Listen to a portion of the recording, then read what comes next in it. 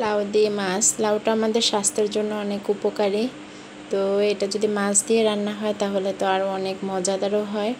আসসালামু আলাইকুম এভরিওয়ান, কেমন আছেন সবাই? আপনাদের তো আমরাও ভালো আছি। তো আমরা লাউয়ের রেসিপিটা দেখাবো আজকে। তো এখানে পেঁয়াজ মরিচ বেজে নিয়েছি, দিয়ে দিচ্ছি একটু পানি দিয়ে এখানে লবণ দিয়ে দিচ্ছি স্বাদ মতো, দিয়ে দিচ্ছি হলুদের গুঁড়া, দিয়ে দিচ্ছি লাল মরিচের গুঁড়া, দিয়ে দেবো আদা বাটা রসুন বাটা।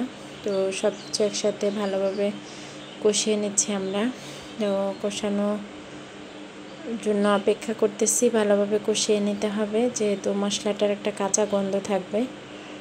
তো দেখতেই পাচ্ছেন কষানো। এখানে আমি জিরার গুঁড়ো ধনিয়ার গুঁড়ো দিয়েছি। তো ভালোভাবে কষানো হয়ে গেলে এখানে আমি আলু অ্যাড করে দেবো। লাউ শুধু খালি রান্না করলে আসলে ভালো লাগে না, একটু পানি পানি লাগে। যাই হোক, তখন এই জন্য এখানে আলুটা আমি দিয়ে দিচ্ছি। তো আলু কষতে থাকে, এদিকে আমি মাছটা লবণ হলুদ দিয়ে ম্যারিনেট করে নিচ্ছি। দেখতেই পাচ্ছেন লবণ দিয়ে দিচ্ছি, হলুদ দিয়ে দিচ্ছি, ভালোভাবে হাতে মাখিয়ে ম্যারিনেট করে নিচ্ছি। এটাও ভাজতে দিয়ে দেব। তো এই তো ম্যারিনেট করা এটা একটু ভালোভাবে হলুদটা মাখিয়ে নিলে কালারটা সুন্দর আসে। যাই হোক, তো এটা ম্যারিনেট করা হয়ে গেছে। এখন আমি এটা ভাজতে দিয়ে দিচ্ছি, দেখতেই পাচ্ছেন। এটা ভাজতে দিয়ে দিচ্ছি। এটা ভালোভাবে একটু ভেজে নেব, যেহেতু তেলাপিয়া মাছ একটু ভালোভাবে না ভাজতে খেতে ভালো লাগবে না। যাই হোক, আমার আলুটা কষানো, মশলাটাও কষানো হচ্ছে, আলুটাও সেদ্ধ হয়ে যাচ্ছে।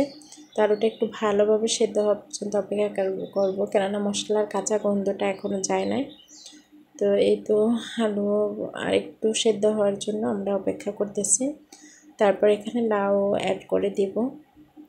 এই তো প্রায় কষানো হয়ে গেছে। এখন আমি এখানে লাউ অ্যাড করে দিচ্ছি। আগে থেকে কেটে ধুয়ে পরিষ্কার করে রাখা লাউটা এখানে অ্যাড করে দিচ্ছি। লাউ অ্যাড করে মশলার সাথে ভালোভাবে কষিয়ে নেব। দেখতেই পাচ্ছেন ভালোভাবে মিশিয়ে নিচ্ছি। তো এই তো মেশানো হয়ে গেলে আমি অপেক্ষা করবো লাউ সেদ্ধ হওয়া পর্যন্ত। তো লাউ সেদ্ধ হতে বেশিক্ষণ সময় লাগে না, একটু কয়েকবার নেড়ে চেড়ে মিশিয়ে দিলেই লাউ সেদ্ধ হয়ে যায়।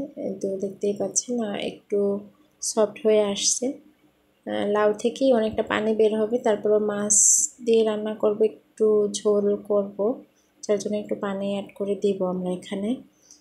কষানো ভালো হয়ে গেলে আলুটাও সেদ্ধ হয়ে যাবে, লাউটাও হাফ সেদ্ধ হয়ে গেলে আমি এখানে পানি অ্যাড করে দেবো। যাই হোক, এই পর্যায়ে আমি পানি অ্যাড করে দিচ্ছি। দেখতেই পাচ্ছেন আমার মাছও ভাজা হয়ে গেছে। তো এই পানি অ্যাড করে দিয়ে আমি এখানে মাছ অ্যাড করে দিব। লাউয়ের কালারটা কতটা সুন্দর আসছে দেখতেই পাচ্ছেন। তো এই তো মাছটা অ্যাড করে দিচ্ছি। তো মাছ দিয়ে লাউটা যেহেতু আলু যেহেতু আমার সেদ্ধ হয়ে গেছে, বেশিক্ষণ সময় আমরা নিব না, মাছটা একটু হওয়া পর্যন্ত অপেক্ষা করব। তো কে কীভাবে লাউয়ের রেসিপিটা রান্না করেন, এক একজন এক একভাবে রান্না করতে পারেন। যাই হোক, আমার কাছে আমার এই কালারটাও এই রান্নাটাও খুব মজাদার হয়। তো এই তো লাউয়ের কালার দেখেন চেঞ্জ হয়ে আসছে। তো আমাদের লাউটা রান্না একবারে শেষের দিকে। আপনাদের আসলে এই রেসিপিটা কেমন লাগছে কমেন্টে জানাতে পারেন। ভালো লেগে থাকলে লাইক কমেন্ট শেয়ার দিয়ে পাশে থাকবেন। আসসালামু আলাইকুম।